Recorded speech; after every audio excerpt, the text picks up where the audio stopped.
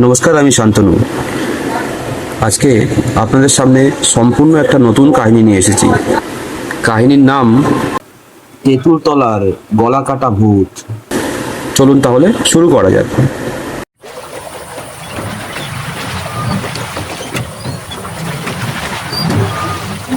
নৌকোটা যখন বাগমোড়া চরের দিকে এগোলো তখন প্রায় মাঝরাত।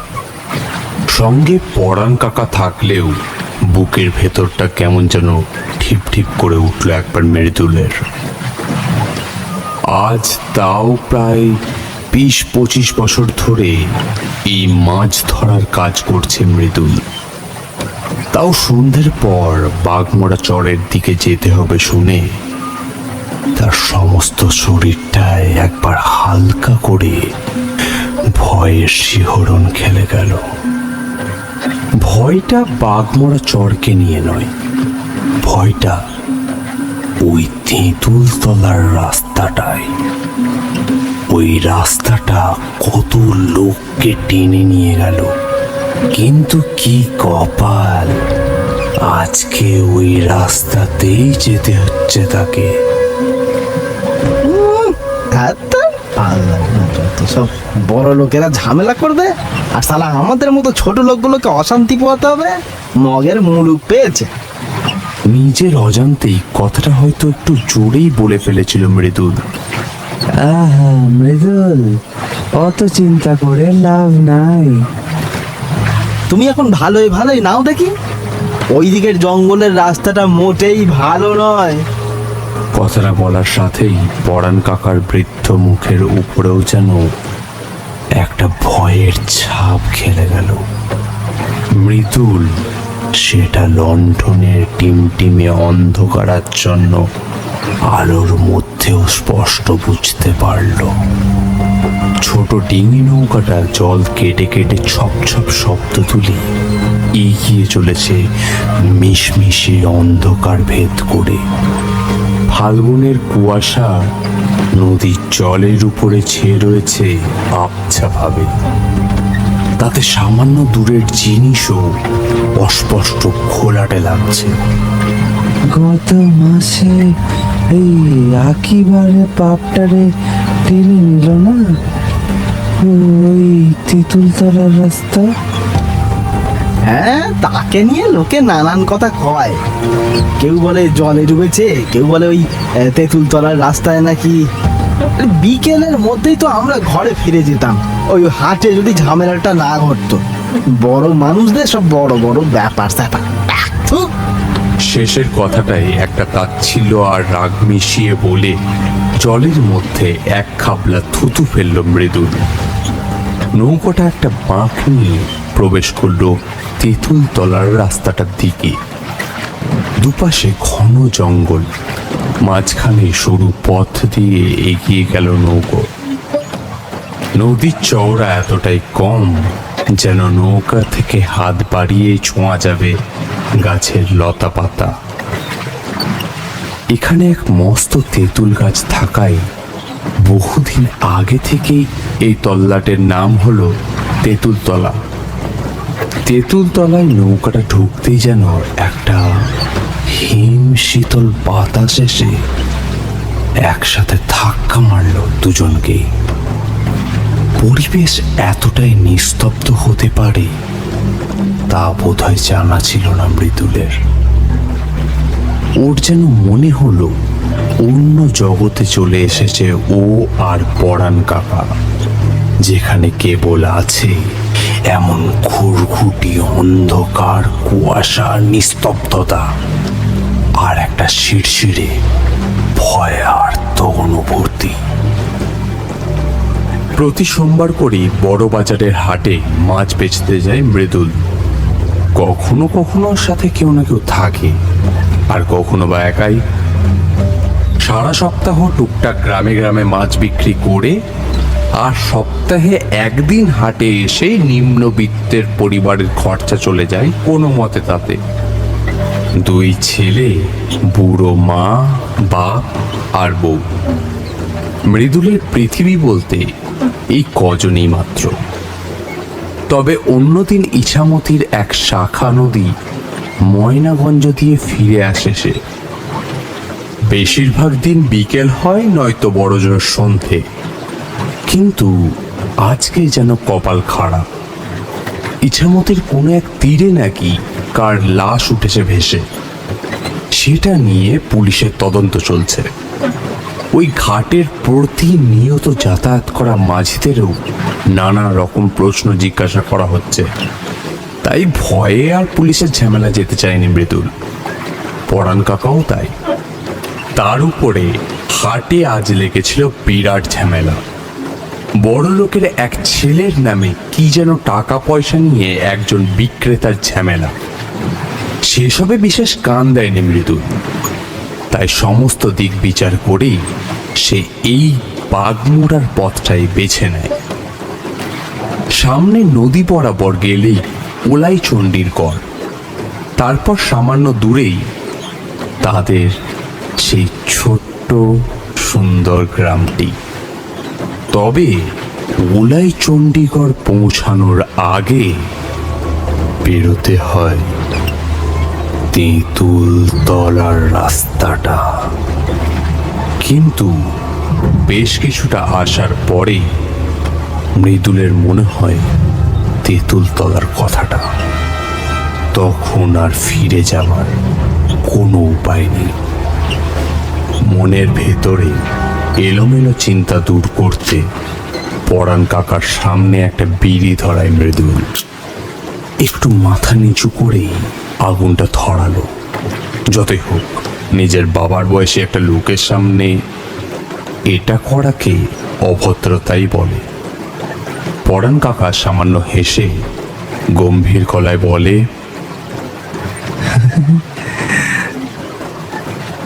নে নে টান দে, এই বিড়িতেই আসল সুখ টান, দেখবি সব ভুলে যাবি। হলাম না হয় তোর বাপের বয়সী, কিন্তু এখনো মনটা জোয়ান মরদি রয়ে গেল। এমন আধার রাতে দাঁড় বাড়িতে গেলে লাগে বই কি একটু আধটু।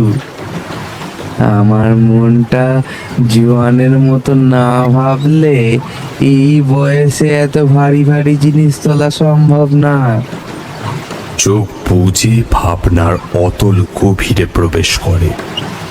আরো কি যেন বলে যাচ্ছিল পরাণ কাকা, কিন্তু মৃদুলের ততক্ষণে চোখটা আটকে গেছে দূরে একটা ঝোপের পিছনে। সেই ঝোপ জঙ্গল থেকে কেউ যেন একটা খসখস শব্দ করে এগিয়ে আসছে তাদের দিকে। কেবল তার দুটো লাল চলচলে চোখ দেখতে পাচ্ছে সে, ঠিক যেমন ভাবে আড়ালে থেকে শিকারি তার শিকার ধরে। দমকা ঠান্ডা বাতাসটা যেন আরো কয়েক গুণ বেড়ে গেল হঠাৎ করে। এখানেই তো কত মানুষ মরেছিল এককালে। তাদের আত্মায় তো ঘুরে বেড়ায় এখনো। তারাই কত মানুষকে টেনে নিয়ে যায়। তবে সমস্তটাই এতদিনের গল্প কথাই ছিল। আজ নিজের চোখে সমস্ত কিছু দেখতে পাচ্ছে মৃদুল, অনুভব করতে পারছে ভয়ঙ্কর মৃত্যুর বর্বরতাকে। আচমকা সমস্ত নিস্তব্ধতাকে খান খান করে জঙ্গলের ভেতর থেকে ভেসে এলো একটা রাত চড়া পাখির বিশ্রী ডাক। তাতেই যেন বকবকানিটা একটু থামলো পরাণ কাকার। একটু কাঁপা কাঁপা গলায় সে বলল, কি রে, তেঁতুল তলার রাস্তায় চলে এসেছি।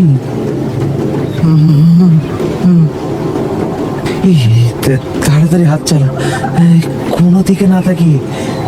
ও সমস্ত কিছুই না রে, এই সবই মানুষের ভয়। দেখ, কোনো কুমির টুমিরে টেনে নিয়ে গেছিল হয়তো। হাত চালা, নে নে নে নে হাত চালা। কিন্তু মৃদুলের ততক্ষণে হাত পা যেন আড়ষ্ট হয়ে এসেছে ভয়ে, কারণ তার দিকে এক দৃষ্টিতে চেয়ে রয়েছে দুটো লাল জ্বলন্ত চোখ। সেই চোখে যেন প্রচন্ড নিষ্ঠুর বর্বরতা লেগে আছে।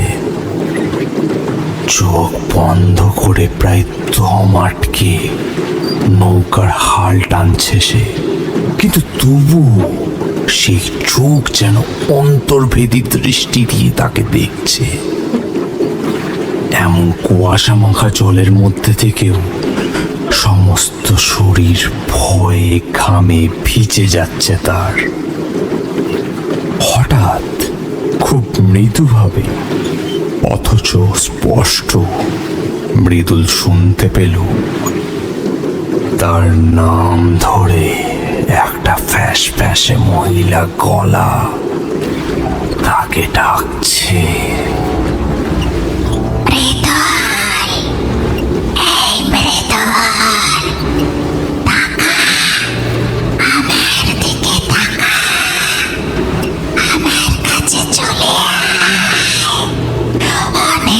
কিছু আছে আমার কাছে, তোকে অনেক মাছ দেব রে, অনেক মাছ। তুই মাছ বিক্রি করে অনেক বড় লোক হয়ে যাবি রে মৃদুল। আমার কাছে মৃদুলের মুখ দিয়ে গোঙানির শব্দ ছাড়া আর কিছুই বের হলো না। পরাণ কাকাও এবার যেন প্রচন্ড ভয় পেয়েছে। নৌকার পাটাতনের একদম শেষ প্রান্তে কাঠ হয়ে বসে রয়েছে সে। ঠোঁটটা ভিড় করছে দেখে বোঝা যাচ্ছে ঠাকুরের নাম গান করছে হয়তো। তার চোখের দিকে তাকালেই বোঝা যাচ্ছে তারও দৃষ্টি সেই লালচে হিংস্র চোখগুলোর উপরেই স্থির হয়ে আছে। পরাণ কাকার চোখগুলো কেমন যেন স্থির, একটা নির্ভেজাল ঘোলাটে দৃষ্টি। মৃদুলের বুকের ভেতরটা কেমন যেন আর একবার ছ্যাদ করে উঠল ভয়। এসব কি হচ্ছে তার সাথে? টিমটিমে লণ্ঠনটা বাতাসের বেগে বারবার কেঁপে কেঁপে উঠছে, আর তার সাথে পাল্লা দিয়ে বাড়ছে রাতচরা পাখিদের চিৎকার। তারাও যেন অজানা কোনো এক যুদ্ধে নেমেছে আজ রাতে। জঙ্গলের কালো অন্ধকার এতটাই গভীর যে সামান্য একটা লণ্ঠনের পক্ষে কোনোভাবেই সম্ভব হচ্ছে না তা মেটানো। হঠাৎ জলের ভেতর থেকে উঠে এলো কালো কালো অবয়ব।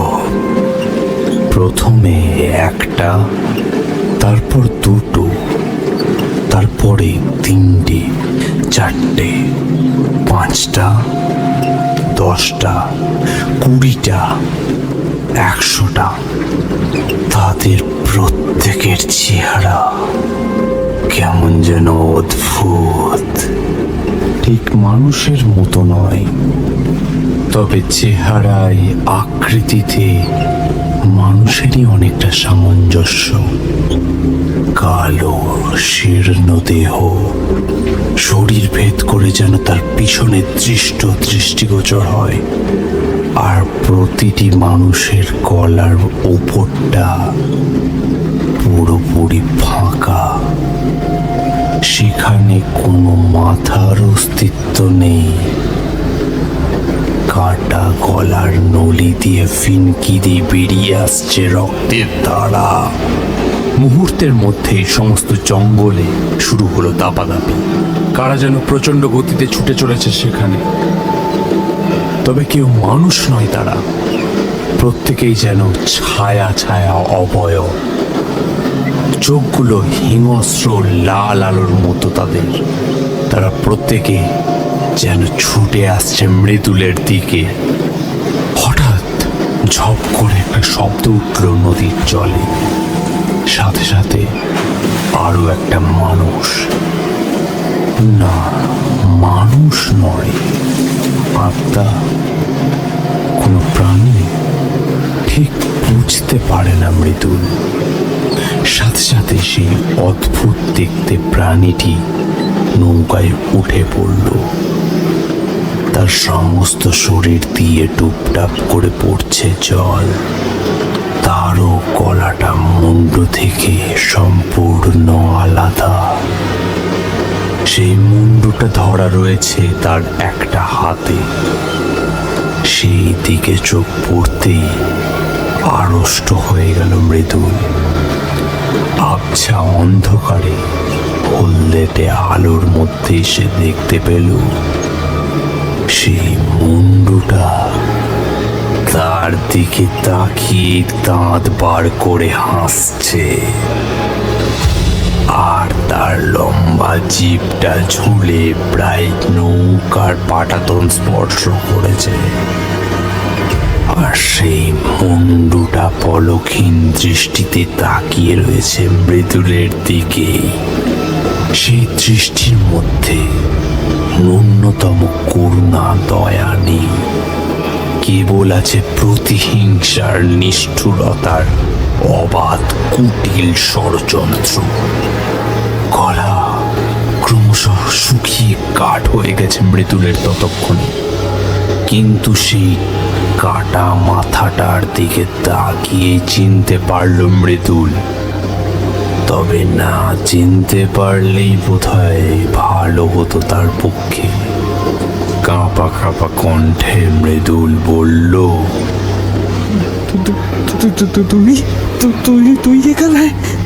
তুই এখানে কি করে এলি? কি করে এলাম জানিস রে তুই? তাহলে তুই সবটা মনে কর।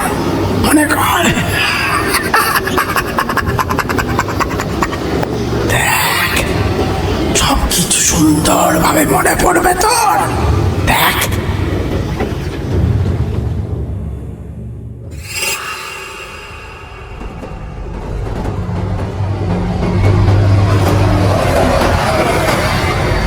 ধ্যার, যতবারই ভাবি সালা চাকরিটা ছেড়ে দেবো ততবারই কোথাও না কোথাও গিয়ে আটকে যায়।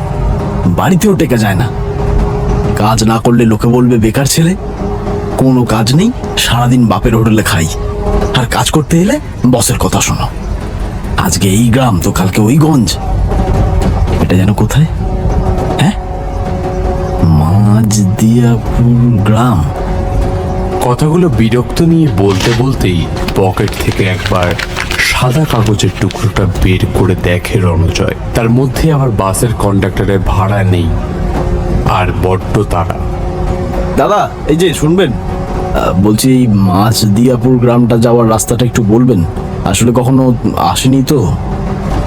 কন্ডাক্টর বেশ কিছুক্ষণ রণজয়ের দিকে তাকিয়ে নিয়ে তারপরে বলল, মাঝদিয়াপুর যাওয়ার জন্য আপনাকে বীরপুরে নামিয়ে দেবো। ওখান থেকেই আপনি রিক্সা ভাড়া করে চলে যাবেন। তবে হ্যাঁ, সাবধান, ওখানে একটা রাস্তা আছে শুনেছি, কি যেন নাম বেশ, ও হ্যাঁ, তেঁতুলতলা। ওই জায়গাটা একটু সাবধান দাদা, আপনার ওখানে পৌঁছাতে পৌঁছাতে প্রায় রাত হয়ে যাবে। তার ওপর আজকে আবার রেডিওতে বলেছে সন্ধ্যেতে নাকি বেশ ঝড় বৃষ্টি হওয়ার সম্ভাবনা আছে। যা করবেন দাদা একটু সাবধানে বুঝে শুনে করবেন, বুঝেছেন? ও জেঠু, দেখি তোমার টিকিটটা দেখি। এ চেপে বসুন, অনেক জায়গা আছে, একটু চেপে বসুন। কন্ডাক্টর কথাগুলো বলতে বলতে আবার পরের সিটের দিকে চলে যায়। রণজয় বাসের জানলার বাইরের দিকে প্রকৃতি দেখতে দেখতে একটা দীর্ঘশ্বাস ছাড়ে। বাসের সিটে মাথাটা এলিয়ে দিয়ে মনে মনে বলে, কিবা ঝড়, কিবা বৃষ্টি, কিবা তুষার বজ্রপাত, এই ওষুধের রিপ্রেজেন্টেটিভের কাজের ছুটি নেই, তারপর মাস গেলে নামমাত্র কটা টাকা আর 24 ঘন্টার পরিশ্রম। তার চোখটা লেগে গিয়েছিল একদম শেষ সময়। বাসের লোকজনের চেঁচামেচিতে আবার ঘোরটা কেটে গেল। বাস থেকে নামতেই রণজয় দেখতে পায় আকাশ জুড়ে ঘোর কালো মেঘ জমেছে। পিঠে ব্যাগটা নিয়ে একটা রিক্সা ধরে সোজা চলে আসে সে। একটা 5 বাগানের রাস্তার সামনে নামিয়ে দিয়ে রিক্সাওয়ালা কিছুতেই যেতে রাজি হয় না। এরপরে আরে আমি আপনাকে না হয় আরো কত টাকা বেশি দেবো, আপনি নিয়ে চলুন না দয়া করে। আকাশের অবস্থাটাও ভালো নয়, এক্ষুনি বৃষ্টি নামবে। না না না বাবু, আপনি আমায় টাকার জন্য বলবেন না। পারলে আপনি ওই রাস্তা দিয়ে যাবেন না সন্ধ্যের পর। কাল বেলা হলে না হয় যাবেন। তার উপরে আকাশের যা অবস্থা, এই পাশের একটা হোটেল আছে, আজকে রাতে না হয় এখানেই কাটিয়ে নিন বাবু। আপনি চলুন, আমি আপনাকে সেখানেই নামিয়ে দিচ্ছি। তার জন্য আমায় কোনো পয়সা দিতে হবে না। কিন্তু ওই রাস্তা আমি মোটেও যাব না। কিন্তু ও রাস্তায় কি আছে, মানে সমস্যাটা কিসের? চোর ডাকাতের ভয় নাকি? বাবু কি আছে তো আমি চোখে দেখিনি, কিন্তু ও রাস্তায় রাতের বেলা গেলে কেউ আর ফেরে না। ওখানকার সমস্ত লোক সন্ধ্যের পর ওই রাস্তা একেবারে এড়িয়ে চলে। নিজের ভালো চান তো আপনি ওই রাস্তায় রাতের বেলা যাবেন না। তারপরে রিক্সাওয়ালা আকাশের দিকে চেয়ে বলল, দেখছেন বাবু, আকাশের অবস্থা একেবারেই খারাপ হয়ে এসেছে। প্রচণ্ড ঝড় বৃষ্টি নামলো বলে আর দেরি করা ঠিক নয় বাবু। খুব সাবধান বাবু, ভেবেচিন্তে কাজ করবেন। রিক্সাওয়ালা চলে যেতে রণজয় নিজেকে একটা পথহীন নাবিকের মতো আবিষ্কার করলো। চারপাশে তাকিয়ে দেখলো একটা জনপ্রাণীর কোনো চিহ্ন মাত্র নেই। নাম না জানা কত বড় ছোট গাছ ঘিরে আছে জায়গাটায়। মেঠো পথ এলোমেলো বয়ে গেছে সামনের দিকে। দূর থেকে দিগন্ত রেখা যেখানে মিশেছে, সেখানে কেবল ছাই রঙের কালো মেঘ। 7-5 ভেবে সেই মেঠো পথের দিকে পা বাড়ালো রণজয়। আর তখনই কোথা থেকে যেন একটা ঠান্ডা বাতাস এসে কাঁপিয়ে দিয়ে গেল তাকে। কেমন যেন একটা ভয় ভয় করতে লাগলো।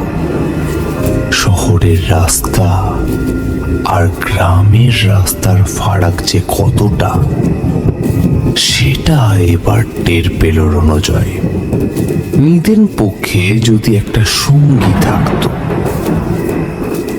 হাত ঘড়ি সময় বলছে সন্ধে 6:10। কিন্তু যত বেশি পথ হাঁটছে সে ততই যেন অন্ধকার আরো গাঢ় হয়ে গিলে ফেলছে তাকে। মনে মনে যেন এবার একটা ভয় পেল সে। সামনের মাইল ফলকটা ধুলোবালি মাখা অবস্থায় পড়ে আছে। তার রংটা প্রায় চটে গেছে উপর থেকে। তবু সে বুঝতে পারল লেখা আছে তেঁতুলতলা 0 কিমি। তেঁতুলতলা? নিজের মুখ ফুটে অস্ফুটে কথাটা বেরিয়ে এলো তার।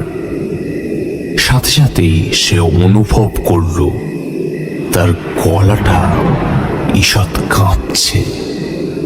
বুঝতে পারলো এ সব কিছুই তার ওই বাসের কন্ট্রাক্টর আর ওই রিক্সাওয়ালাটার বলা কথার ফল। নিজের মেরুদণ্ড বরাবর একটা ঠান্ডা স্রোত বয়ে গেল তার। মেঠো রাস্তা ধরে হাঁটতে লাগলো। হঠাৎই শুরু হলো ফোঁটা ফোঁটা করে বৃষ্টি। রণজয় মনে মনে বেশ বিরক্ত নেই বলল, কার মুখ দেখে উঠেছিলাম আজকে কে জানে। সব শেষে বৃষ্টিটাই বাকি ছিল, আর এখন সেটাও পরিপূর্ণ হলো। ভাগ্যের সঙ্গে ছাতাটা নিয়ে এসেছিলাম, আর একটা টর্চ লাইটও আছে। তেঁতুলতলা পেরিয়ে যাওয়ার পরেই মাঝদিয়া গ্রাম, সেখানে স্থানীয় স্বাস্থ্য কেন্দ্র। রাতে তো ওইখানে থাকারই ব্যবস্থা করা হয়েছে। কিন্তু এ যে এমন ধ্যারে গোবিন্দপুর হবে আগে থেকে কি জানতাম? তার উপর উপরি পাওনা হিসেবে আবার এই বৃষ্টি, 16 কলা পূর্ণ। ছাতাটা মাথায় দিয়ে টর্চটা হাতে নিয়ে পথ চলতে লাগলো রণজয়। একটা সময় অন্ধকার গিলে নিল সবটুকু আলোকে। এতটাই গাঢ় অন্ধকার যে নিজের শরীরের বাকি অঙ্গ প্রত্যঙ্গগুলো কিছুই নজরে আসছিল না তার মধ্যে মাঝে মাঝে রাতচরা পাখিদের তারস্বরে চিৎকার বুকের ভেতরে হৃদস্পন্দন থামিয়ে দিতে সক্ষম। এতক্ষণের ভয়টাকে বিশেষ পাত্তা না দিলেও এবার যেন ভয়টা ধীরে ধীরে সমস্ত শরীর বেয়ে গলা অবধি উঠে আসে। তার একটা খসখসে শব্দ কানে আসে, তার সাথে পিছু পিছু কারোর পায়ের চলার শব্দ ভেসে আসে। এবার জল কাদা ভেঙে ছপ ছপ করা একটা শব্দ, অথচ পিছনে সে কাউকেই দেখতে পায়নি এখনো অব্দি। রণজয় আবার মনে মনে নিজেকে সান্ত্বনা দেওয়ার চেষ্টা করে। না না না না, এই সমস্ত কিছুই মনের ভুল। আমার মতো দুর্ভাগা আর কেউ আছে নাকি যে রাতের বেলায় এমন অচেনা নির্জন জায়গায় দুর্যোগের রাতে বের হয়? ওই রিক্সাওয়ালা ওই বাস কন্ট্রাক্টরের কথা শুনেই এমনটা মনে হচ্ছে। আর তাছাড়া গ্রামের দিকে তো এমন নির্জন জলা জঙ্গলে ঢাকা জায়গায় এমনিতেই নানান গল্প রটে, এইটাই এমন একটা গল্প হবে। তবে সাপ খোপের ভয়টা একটু বেশি করছে। শব্দটা আবার যেন একই লয়ে একই ছন্দে তার সাথে সাথেই চলছে, তার পিছে পিছে। মাঝ রাস্তাতে থেমে রণজয় 2-1 পরীক্ষা করে দেখল, হ্যাঁ ঠিকই, শব্দটা ঠিক পিছু পিছু আসছে। অথচ টর্চের আলোয় কিছুই দেখা যাচ্ছে না। সম্পূর্ণ ফাঁকা রাস্তা, কারোর জল কাদা ভেঙে হেঁটে আসার শব্দ। এবার একটা সত্যি সত্যি ভয় পেল রণজয়। হিসেব মিলছে না তার। তাহলে কি ওই কন্ট্রাক্টর আর রিক্সাওয়ালার কথাটাই সত্যি? না না, তা কি করে হয়? কিন্তু আর বেশিক্ষণ এই সমস্ত দ্বন্দ্বে থাকতে হলো না রণজয়কে। তার আগেই একটা আচমকা, একটা হাড় হিম করা হাসির শব্দে থেমে যেতে বাধ্য হলো রণজয়। চেষ্টা করলেও যেন তার পা আর সামনের দিকে কোনোভাবেই এগোবে না, কারণ হাতে থাকা টর্চের আলোতে সে দেখতে পেয়েছে তার থেকে সামান্য দূরেই দাঁড়িয়ে রয়েছে এক সাংঘাতিক জিনিস, যাকে মানুষের অবয়ব বললেও মানুষ বলা যায় না।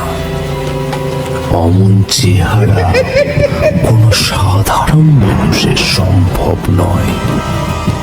টর্চের আলোয় রণজয় দেখতে পেল একটা কালো জীর্ণ শীর্ণ দেহ দাঁড়িয়ে রয়েছে সেখানে। তবে কেবল দেহটাই দাঁড়িয়ে রয়েছে, তার মাথাটা অন্য জায়গায়। তারই হাতে ধরা আছে সেটা, সেই কাটা মুন্ডুটা, দাঁতগুলো বের করে হাসছে। সেই মুখে ফুটে উঠেছে এক ভয়ঙ্কর কুটিল হাসি। কাটা গলা দিয়ে শুকনো কালচে রক্ত গড়িয়ে জমাট বেঁধে গেছে। রণজয়ের মনে হলো তার পায়ের তলার মাটি ক্রমশ সরে যাচ্ছে। তার এতদিনের সমস্ত বিশ্বাস এক লহমায় সব উবে গেছে। চোখ চাইলেও যেন সরাতে পারছে না রঞ্জন। টর্চের হলদেটে আলোতে সেই কাটা মুন্ডুটার চোখগুলো বিভৎস আগুনের মতো জ্বলছে। জিভটা বেরিয়ে রয়েছে প্রায় 1 হাত। অজান্তেই মুখ ফুটে একটা ভয়ার্ত গোঙানির আর্তনাদ বেরিয়ে এলো তার। বাঁচাও, আমাকে বাঁচাও, বাঁচাও, আমি কিছু করিনি, আমাকে ছেড়ে দাও, আমি কিছু করিনি।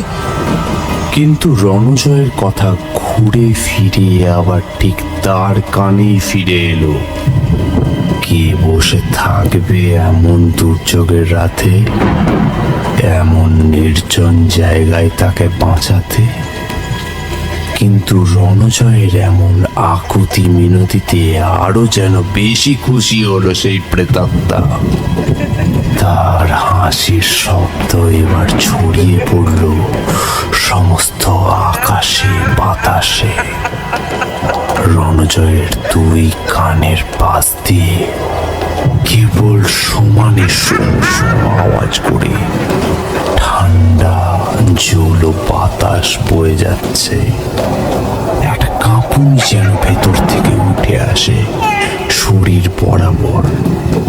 খুব চেষ্টা করে পিছন ফিরে কোনো মতে দৌড়াতে চেষ্টা করলো সে, কিন্তু তার সমস্ত শরীর কাঁপার জন্য সে মোটেই জোরে জোরে দৌড়াতে পারল না।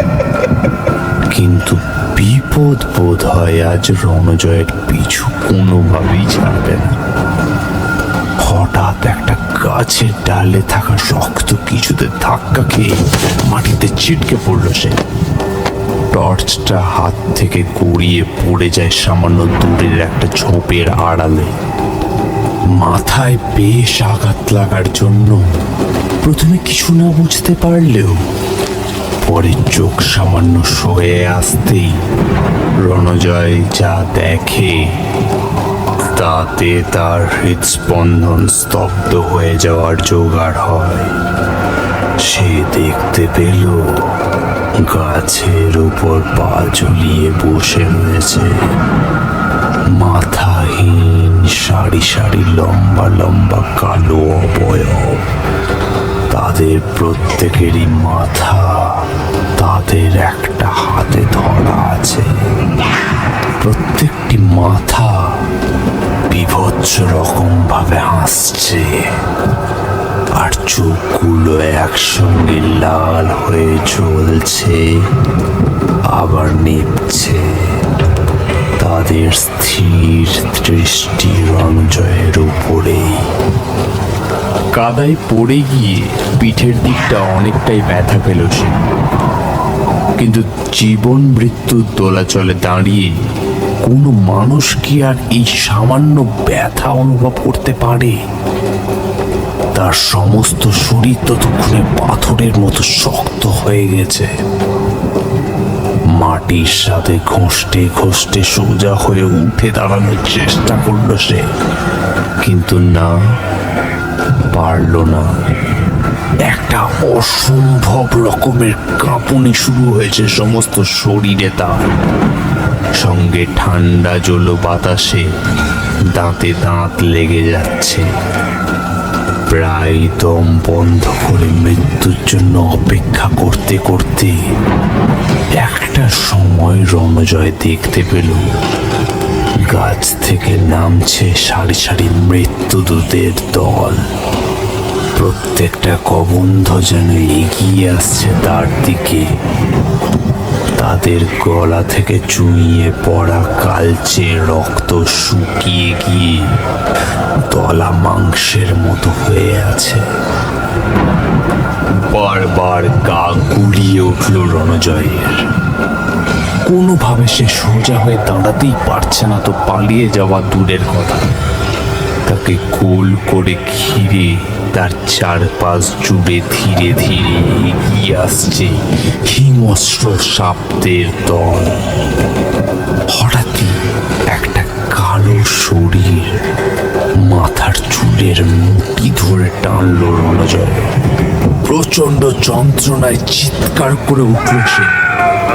নিজের ঘাড় আর মাথার সাংঘাতিক যন্ত্রণা শুরু হয়েছে।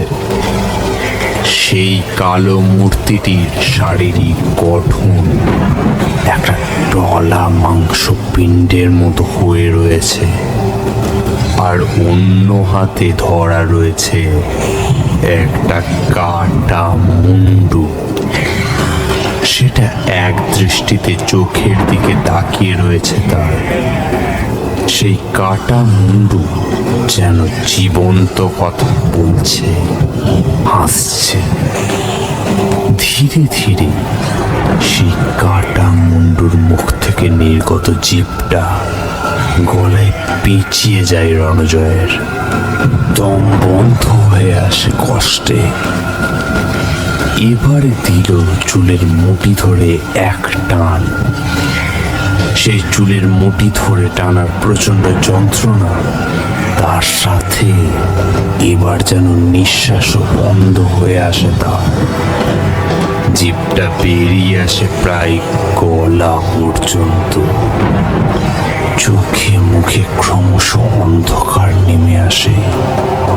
মাটিতে নুয়ে পড়ার ঠিক এক মুহূর্ত আগে শরীরের সমস্ত শক্তি একত্রিত করে একটা ঝটকায় উঠে দাঁড়ায় সে।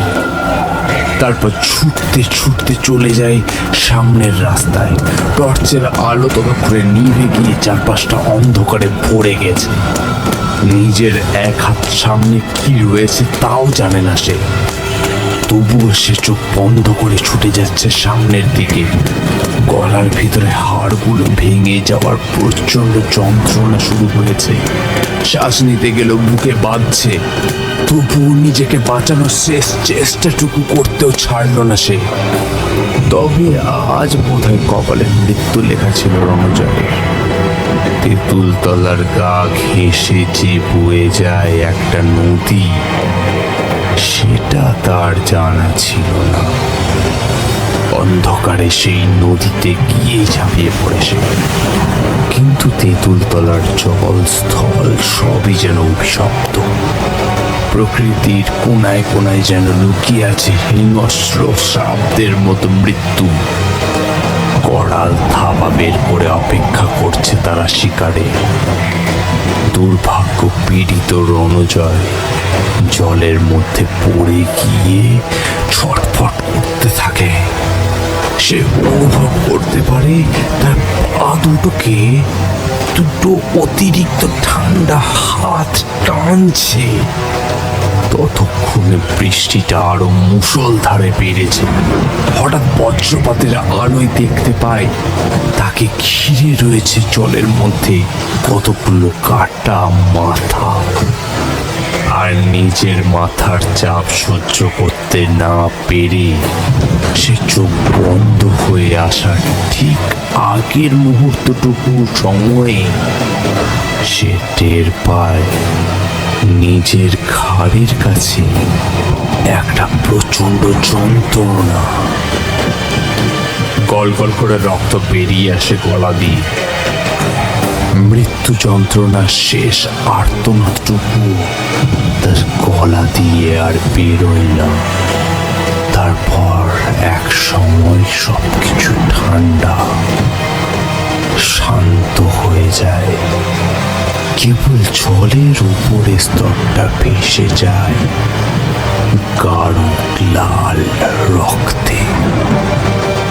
রণজয় দেখে তার নিজের গলা থেকে মুন্ডুটা ছিঁড়ে বেরিয়ে এসেছে বাইরে, আর তার গন্ধটা ভেসে আছে জলের উপরে। তার ঠোঁট বরাবর খেলে যায় একটা রহস্যময় শয়তানি হাসি। চারপাশ অন্ধকারের মধ্যে স্পষ্ট দেখতে পায় সে সেখানে তারই মতো সমস্ত স্কন্ধ কাটাদের ভিড়। তারাও তার মতোই তাদের হাতে মুন্ড নিয়ে অপেক্ষা করে আছে জীবন্ত শিকারের জন্য।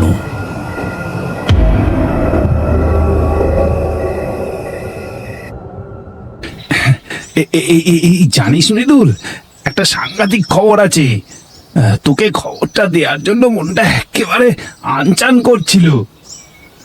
মৃদুল হাতে বিড়িটা দ্রুত নিচে ফেলে সেটাকে নিভিয়ে দিয়ে আনমনা ভাবেই বলল, কি সাংঘাতিক খবর, বলে ফেল। বাঘমোড়ার চরে বিশাল মাছ উঠেছে। হরেন কাকা, রতন কাকা ওরা প্রত্যেক দিন তো যাচ্ছে, একেবারে নৌকা ভরে ভরে মাছ নিয়ে ওরা হাটে বিক্রি করছে। আমরা গেলে দেখবি লুকিয়ে পড়েছে। শেষের দিকটা বেশ একটু দীর্ঘশ্বাস নিয়েই বলে, দেখেছিস তো কি অবস্থা, দুটো ছেলে মুখে দুমুঠো ভাতও তুলে দিতে পারছি না বাবা হয়ে। এর থেকে অপমানের লজ্জার কি কিছু আছে? হ্যাঁ, আর ওই ওই ওইদিকে বিজয়কে দেখ, ছোটবেলা থেকে বড় হলো, একসাথে আম কুড়োতে যাওয়া থেকে শুরু করে জমিতে আনাজপাতি চাষ করা, দুধ দোয়ানো, পুকুরে স্নান করতে যাওয়া, একসাথে এতগুলো দিন থাকার পরেও কেমন বেইমানিটা করলো। শালা আমরা একসাথে নৌকা চালানো শিখলাম, মাছ ধরা শিখলাম, কিন্তু ওই মালটা মনে হয় জাদু জানে। জাল টানলেই ভোরে ভোরে মাছ উঠে আসে জালে। হ্যাঁ রে শালা, আমারও সত্যি তাই মনে হয় রে। আমি ওকে না একদিন রাতের বেলা দিদির শ্বশুর বাড়ি থেকে ফিরে আসার সময় দেখতে পেয়েছিলাম। ওই বিজয় নদীর ঘাটের পাশে বসে কি যেন একটা করছিল।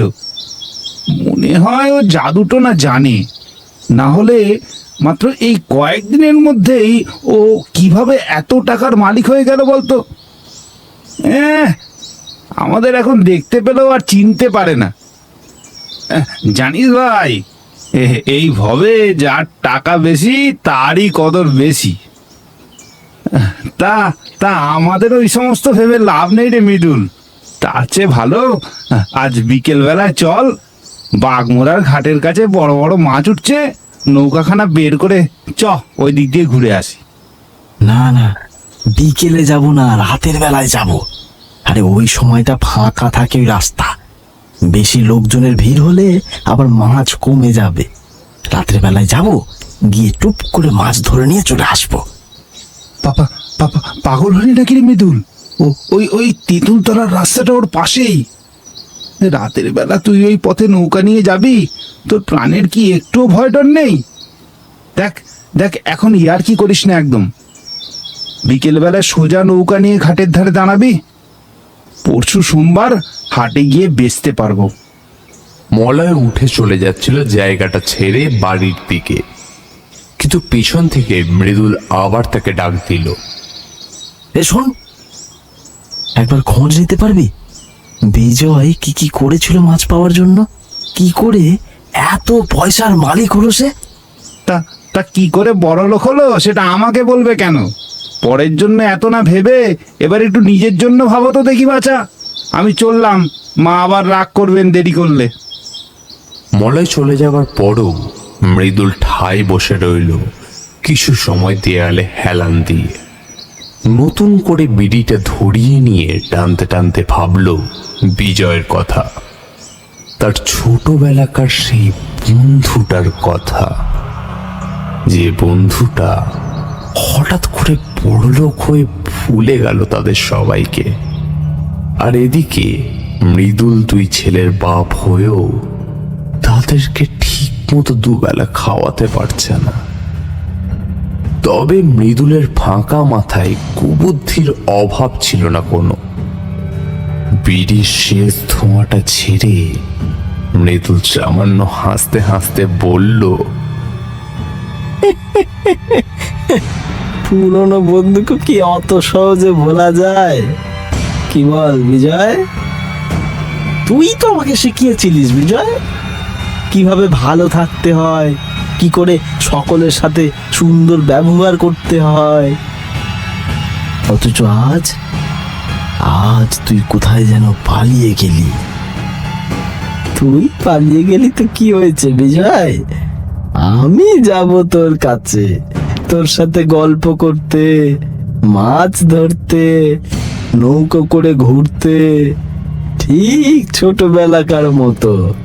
কত মজা হবে বল। হ্যাঁ, আমায় কতজন কত কথা বললো, একসাথে কাজ করলাম আমরা। অথচ অথচ দেখ তুই কেমন তাড়াতাড়ি এগিয়ে গেলি, আর আমি সেই পিছনেই পড়ে রইলাম। বাড়িতে গিয়ে বউটাকে মুখ দেখাতে পারি না, সেও সালা বারবার তোর সাথে আমায় তুলনা করে। কি করে এত মাছ পাস তুই? হ্যাঁ, জাদু জানিস না কি রে? এর মাঝে কেটে গেছে আরো বেশ কয়েকটা দিন। জালে টুকটাক মাছ ধরে যে কটা টাকা হয়েছে তা দিয়ে গুনে গুনে কোনো মতে টেনে টুনে সংসার চলছে মৃদুলের। ভাই বিজয়, বাড়ি আছিস? বিজয়, হায়, আরে মৃদুল, মৃদুল যে, আয় আয় ভিতরে আয়। না, মাছ ধরতে বেরোবো, একা একা যাচ্ছিলাম, তাই ভাবলাম আজকে তোকে নিয়ে যাই। তাছাড়াও কতদিন তো আমাদের দেখা কথাবার্তা হয়নি, বাড়িতেই তো বসে আছিস, তা আমার সাথে চল না, সন্ধ্যের আগে আগেই ফিরে আসবো। বেশ কিছুক্ষণ কি যেন চিন্তা করে নিল বিজয়, তারপর হাসতে হাসতে বলল, চল চল, তবে বেশি রাত করিস না, একটু জ্বর জ্বর ভাব আছে শরীরটা, বিশেষ ভালো নেই। কতদিন তোর সাথে কথাবার্তা দেখা সাক্ষাৎ হয় না, এইটুকু সুযোগ আমি হাতছাড়া করবোই না। চ, মাঝে মাঝে মাছ নিয়ে শহরে যেতে হয়, ফিরতে দিন তারিখ কখনো কখনো সপ্তাহখানেক লেগে যায়, বুঝলি? ও, বড্ড কাজের চাপ, তাই না? দেখ তুই কত উপরে উঠে গেলি, আমাদের নুন আনতেই পান্তা ফুরোনোর মতো অবস্থা, জালে যেন মাছ ওঠেই না। বলি, শেখাতে পারিস তো কিছু নতুন কায়দা টায়দা? নতুন? না না, নতুন কায়দা কিছুই নয়, প্রচুর খাটাখাটুনি, মনোযোগ দিয়ে কাজ, আর কি, হয়ে গেছে। মৃদুল নৌকাটার দাঁড় বাইতে বাইতে নিয়ে আসে গভীরে। বিকেলের পরন্ত সূর্য প্রায় ডুবুডুবু। বাঘমারা চড়ে গিয়ে না হয় নৌকাটা বাঁধবো। কি বললি? বাঘমারা চড়? তুই কি আমার সাথে মজা করছিস মৃদুল? দিনের বেলায় পথ মারাতে গ্রামের লোকের বুক কাঁপে, আর তুই কিনা এই ভর সন্ধ্যেবেলায় ওইদিকে যাবি? সন্ধ্যের পর ওই রাস্তায় গিয়ে আর কি কেউ ফিরে আসতে পেরেছে আজ অব্দি? ফিরে আসার জন্য তো যাচ্ছি না, রেখে আসার জন্যই তো যাচ্ছি। ওই দেখ, ওই দেখ, পিছনের দিকে তাকা, দেখ কি আসছে, দেখ। বিজয় পিছনের দিকে তাকিয়ে দেখল, আর অন্ধকারের ভিতর আরো একটা নৌকো এগিয়ে আসছে তাদের সাথে সাথে। চোখটা শুরু করে দেখার চেষ্টা করলো বিজয়। আরে, ও যে মলয়, ও এখানে কি করছে? বাড়ি, ও সাথে না থাকলে আমি একা বাড়ি ফিরবো কি করে? নৌকাটা তো এখানে ফেলে যা, না হলে গ্রামের লোককে গিয়ে কি জবাব দেব আমি শুনি? হ্যাঁ, লোকে তো জিজ্ঞেস করবেই বিজয়ের কি হলো। মৃদুলের মুখের অভিব্যক্তি যেন ধীরে ধীরে পরিবর্তন হয়ে যাচ্ছে। তার চোখের দৃষ্টি কেমন যেন তীক্ষ্ণ, ধারালো, চোয়ালগুলো শক্ত হচ্ছে যেন। মুখের মধ্যে ফুটে উঠছে একটা রাগ, প্রতিহিংসা। সন্ধ্যের আবছা আলোতেও সেটা চোখ এড়াল না বিজয়ের।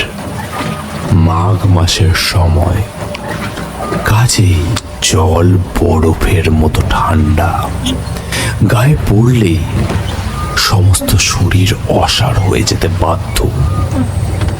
বিজয়ের এখন সামান্য ঘাম হতে শুরু হয়েছে। কেমন যেন একটা ভয় ভয় করছে, কিছু একটা গন্ডগোল আছে। এ মৃদুল তার ছোটবেলাকার চেনা সেই মৃদুল নয়, কেমন যেন অন্যরকম।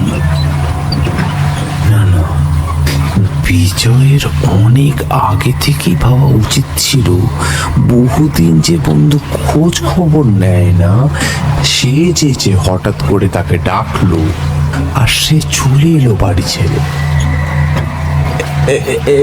এই মৃদুল, তুই আমার সঙ্গে কিন্তু এখন মজা করবি না। দেখ, আমার শরীরটা কিন্তু বিশেষ ভালো নেই, এই জলো হাওয়া সহ্য হবে না। তুই নৌকা ভিড়িয়ে বাড়ির দিকে চল। মৃদুল যেন খিলখিলিয়ে হেসে উঠল বিজয়ের কথাটা শুনে। তারপর হাসতে হাসতে চিৎকার করে বলতে লাগলো,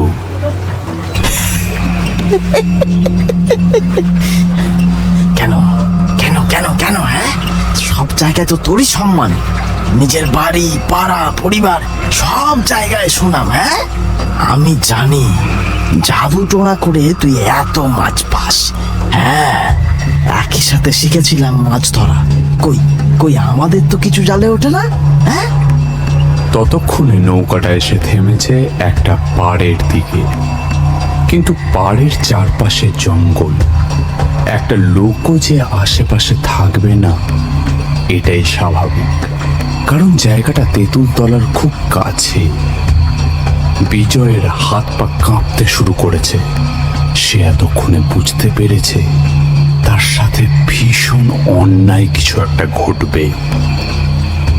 কি বলতে চাইছিস কি তুই মৃদুল? হ্যাঁ, মলয় কেন নিয়ে আসলো ও আমাকে এখানে?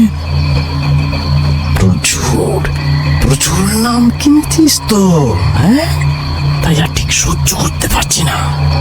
তুই তো শিখিয়েছিলি সব সময় সবকিছু ভাগাভাগি করে নিতে হয়। হ্যাঁ, ঠিক যেমন ছোটবেলায় কুলের আচার ভাগাভাগি করে খেতাম। কথাগুলো বলতে বলতে মৃদুল তার নৌকোর ছইয়ের ভেতর থেকে গামছা বড়ানো একটা লাল মতো বস্তু বের করে নিয়ে আসে।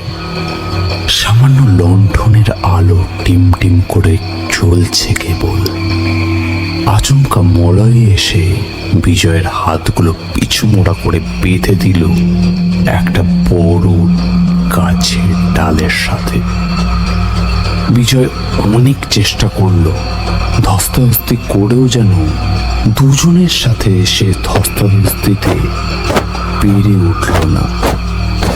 তাছাড়া বিজয়ের শরীরটাও বিশেষ ভালো ছিল না। ছি ছি ছি ছি ছি, তোদেরকে আমি আমার নিজের বন্ধু হিসেবে ভাবতাম, কিন্তু তোরা নিজেদের এমন রূপ দেখালি। ছি, আমি জানি না আমি কেমন ভাবে মাছ ধরি, কেন আমার হাড়ি ভর্তি মাছ থাকে আর তোদের ফাঁকা থাকে। শুধুমাত্র এটুকু জানি যে আমাকে শিখিয়েছিল সে তোদেরকেও শিখিয়েছিল, কিন্তু তোরা অমানুষের মতো আজকে আমার সাথে ব্যবহার করলি। থু, সালা বিশ্বাসঘাতকের দল। মলয় মলয়, তুই এমনটা করতে পারলি আমার সাথে? টাকার লোভ যে বড় লোভ রে, সে তো বন্ধুত্বের চেয়েও বড়। বাপ হয়ে যখন ফাঁকা হাতে বাড়ি ঢুকি না, ছেলে দুটোকে নতুন জামা কিনে দিতে পারি না, বড্ড কষ্ট লাগে, বড্ড কষ্ট লাগে। নিজেকে না বড্ড ব্যর্থ মনে হয়। তাই তো তোর কাছে এসেছি, বলে দে না কি উপায়। তোকে মলয় দেখেছে, রাতে অন্ধকারে নদীর পাড়ে কিছু একটা করিস তুই, বলে দে আমাকে। তোকে আবার আমরা বাড়িতে ফিরিয়ে নিয়ে যাব, তোর এতটুকু কষ্ট হবে না। আমি কিছুই করি না, যেটা মলয় দেখেছিল সেদিন আমার বাড়িতে পুজো ছিল রাতে, সেই পুজোর ফুল ঘট সব নদীর জলে ভাসিয়ে দিতে গিয়েছিলাম। মৃদুলের যেন মাথাটা প্রচন্ড গরম হয়ে যায় এবার। হাতে থাকা লাল রঙের কাপড় মোড়ানো জিনিসটা খুলে ফেলে এক টানে। একটা চকচকে ধারালো ভোজালি বেরিয়ে আসে সেখান থেকে। লণ্ঠনের হলদে আলোয় সেটা চকচক করে বোঝা যায়। তার ধারালো প্রবলতাকে এবার যেন গলাটা শুকিয়ে কাঠ হয়ে যায় বিজয়ের। মাথাটা প্রচন্ড গরম হয়ে মৃদুল এখন যেন সাক্ষাৎ এক নর পিশাচে পরিণত হয়েছে। হাতে থাকা ভোজালিটা শক্ত করে ধরে এগিয়ে আসে সে বিজয়ের দিকে। কিছু বলার আগেই গলায় বসিয়ে দেয় একটা জোরালো কোপ। সঙ্গে সঙ্গে একটা থপ করে আওয়াজ করে মাটিতে পড়ে যায় বিজয়ের কাটা মুন্ডুটা। রক্তে সমস্ত নদীর পাড়টা ভেসে যায়। মলয় আর মৃদুলের সমস্ত শরীর ভিজে যায় টাটকা উষ্ণ রক্তে, আষ্টে গন্ধে। কোত্থেকে যেন নাম না জানা রাতচরা পাখিরা ডেকে উঠেছে বিশ্রী শব্দ করে। ঘটনার আকস্মিকতায় দুজনেই বিহল দৃষ্টিতে তাকিয়ে আছে একে অপরের দিকে। এটা তুই কি করলি মৃদুল? এটা তুই কি করলি মৃদুল? সর্বনাশ হয়ে গেছে। তুই তো ওকে সামান্য ভয় দেখানোর জন্য নিয়ে এসেছিলিস, যাতে যাতে ওর পেট থেকে আসল কথাটা বার করা যায়। কিন্তু তুই এটা কি করলি? তুই যে মহা সর্বনাশ করে ফেললি রে। এখন এখন এখন কি হবে? তুই ওকে মারলি কেন? কেন মারলি? মৃদুল তখনও হকচকিয়ে যাওয়ার মতো দাঁড়িয়েছিল হাতে সেই ভোজালিটা নিয়ে। তার হাত পা এখনো কাঁপছে।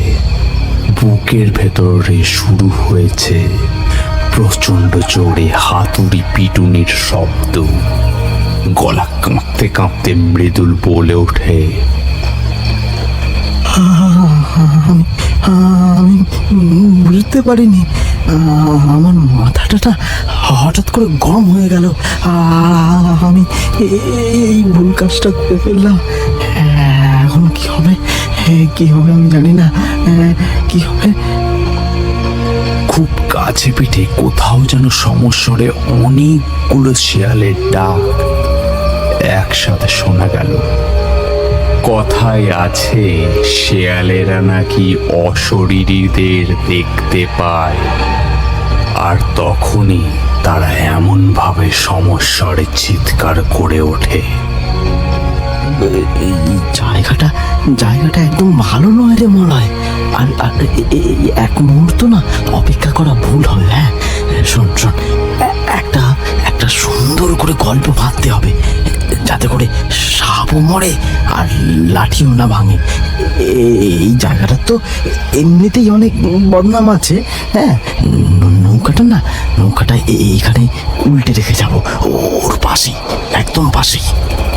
ওদের কথাগুলো বলার সাথে সাথেই শুরু হলো প্রচন্ড একটা ঝড়।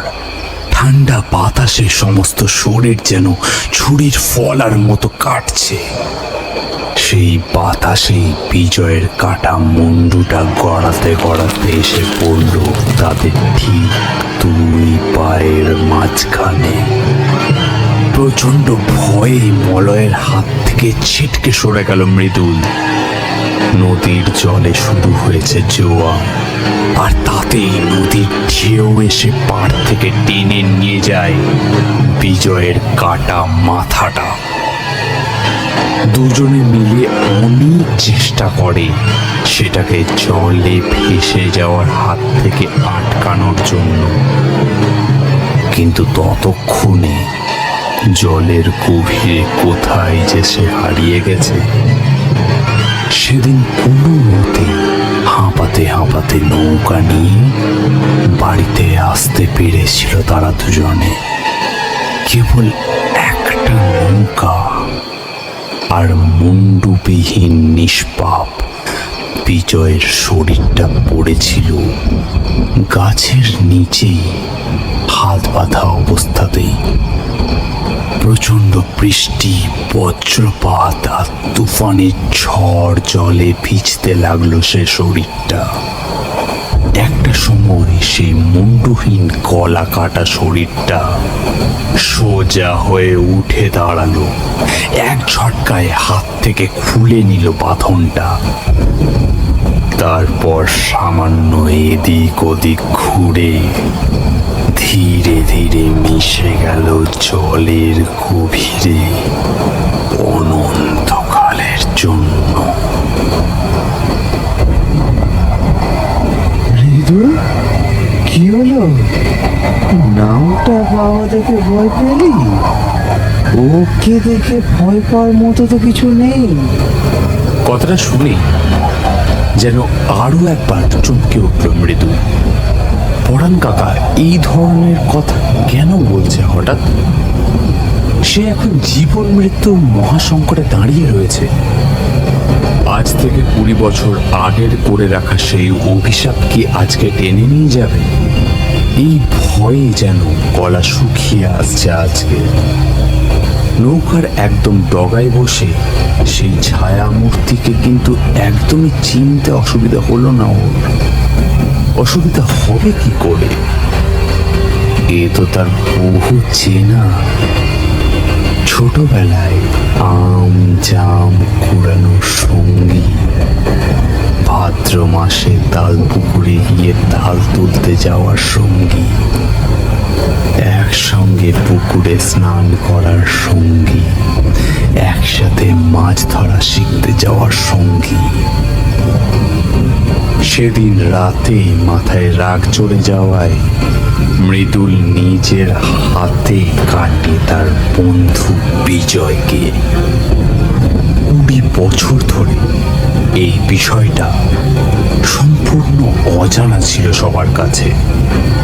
এ পৃথিবীতে কেবল সে আর মলয় ছাড়া এই ঘটনাটা কেউ জানত না।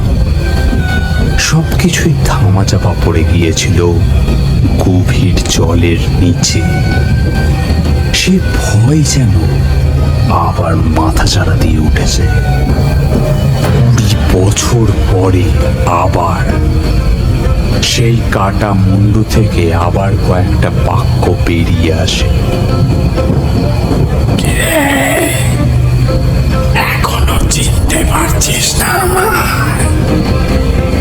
সেই 20 বছর ধরে নিজের কাটা মাথাটা নিয়ে বসে আছি এই জলের নিচে। কেবল অপেক্ষা করেছি তোর আসার জন্য।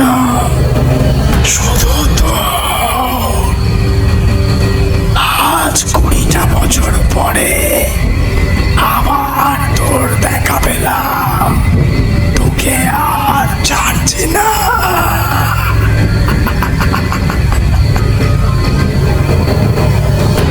মৃদুল কোনো মতে কাঁপা কাঁপা কণ্ঠে পরাণ কাকার দিকে উদ্দেশ্য করে বলে,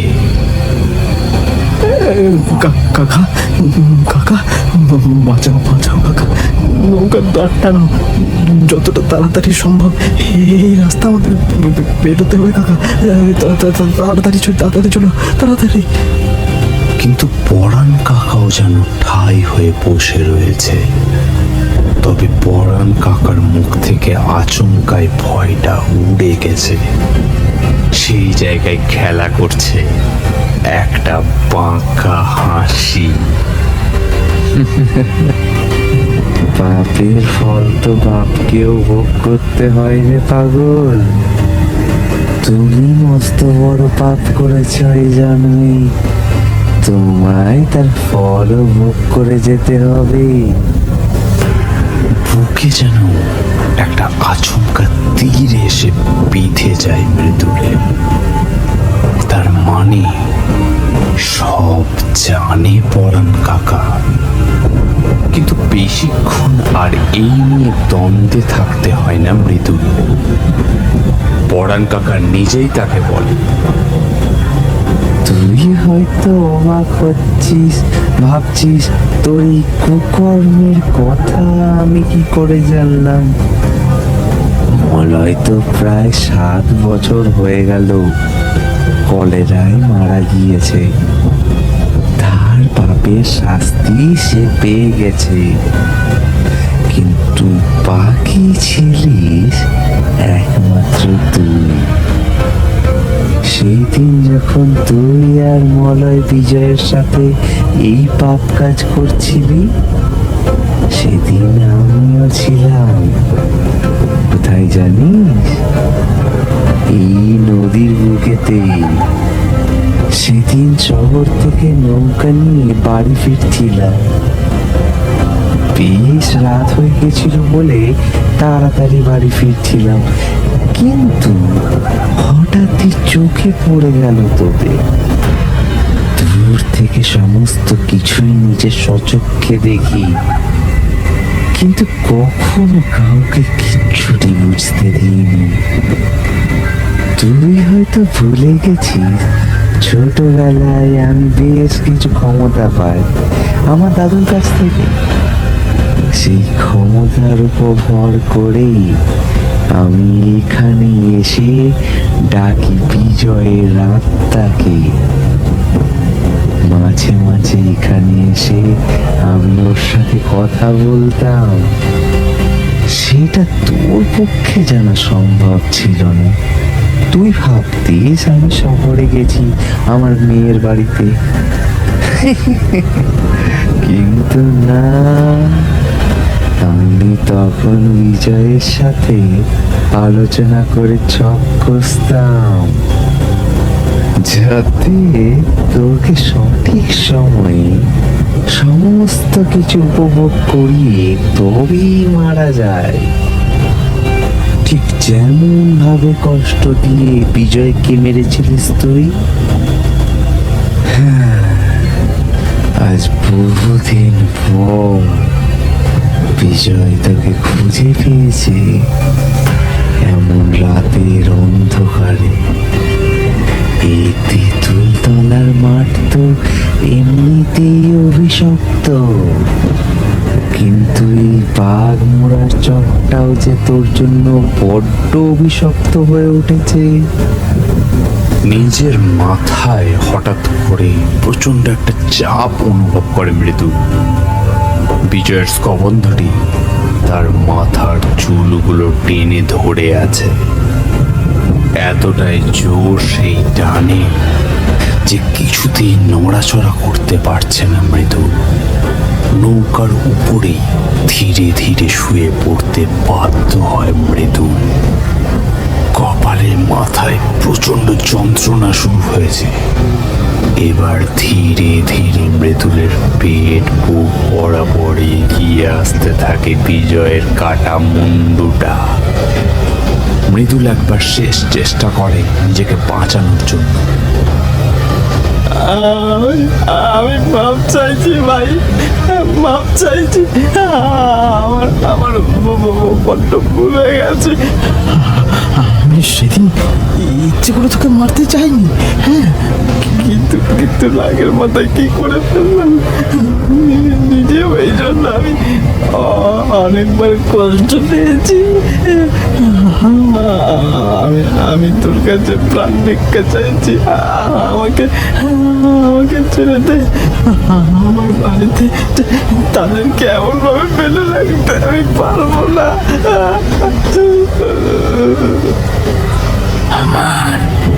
আমার বাড়িতেও তো মা, বাবা, বউ ছিল। আমি ফিরে যেতে পেরেছিলাম তাদের কাছে।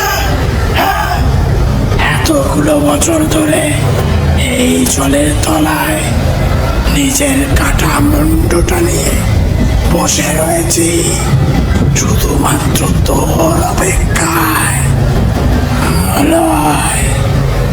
মলয় ওর শাস্তি অনেক আগেই পেয়ে গেছে। হঠাৎ নিজের গলায় প্রচন্ড একটা যন্ত্রণা অনুভব করে মৃদু। বিজয়ের কাটা মুন্ডুটা তার জিভ দিয়ে পেঁচিয়ে ধরে আছে তার গলাটা। হাত পা ছুটতে থাকে সে। চোখের তারাগুলো বড় বড় হয়ে প্রায় বেরিয়ে আসতে থাকে চোখের কোটর থেকে। গলার ভেতরে হাড়গুলো যেন মট মট করে ভাঙতে থাকে এক নাগাড়ে। দম বন্ধ হয়ে জিভটা প্রায় বেরিয়ে আসে, মুখের কষ বরাবর লালচে রক্তের ধারা গড়িয়ে পড়ে।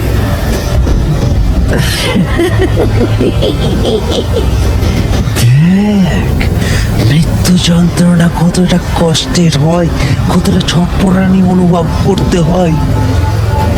এটা দেখ, আমি চাইলেও আজ তোকে সাহায্য করব না সাহায্য। গ্রামের সবাই জেনেছিল এতদিন। সেই দিন রাতে ইচ্ছে করে জোর করে তেঁতুল তলার দিকে যেতে চেয়েছিল বিজয়। সেখানেই নাকি এক স্কন্ধ কাটার কবলে পড়েছে। সেই ভূত নাকি ওকে মুন্ডু কেটে জলে ভাসিয়ে দেয়। একই তো এই জায়গাটা নিয়ে নানান কুৎসার শেষ নেই। তাই গ্রামের লোকেরা বিশ্বাস করলো সমস্ত কিছু।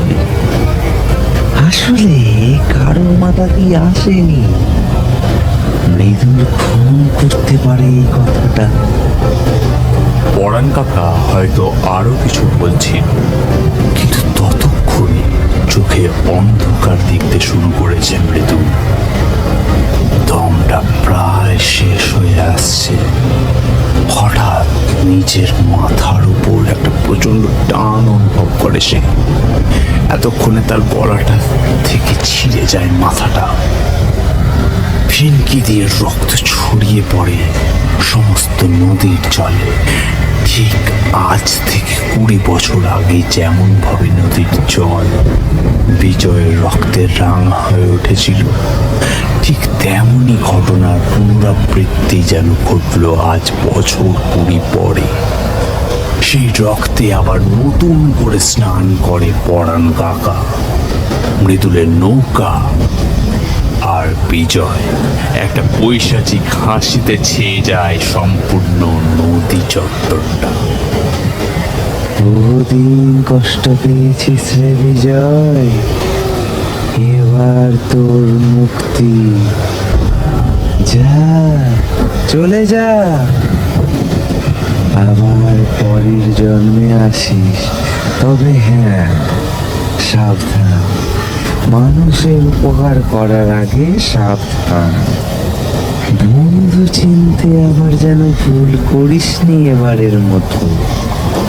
জলের মধ্যে প্রচন্ড একটা বুদবুদ খেলে গেল। তার সাথে সামান্য ঘূর্ণির মতো জলের মধ্যে খেলা করে হঠাৎই সমস্ত কিছু আবার শান্ত, নিশ্চুপ হয়ে গেল।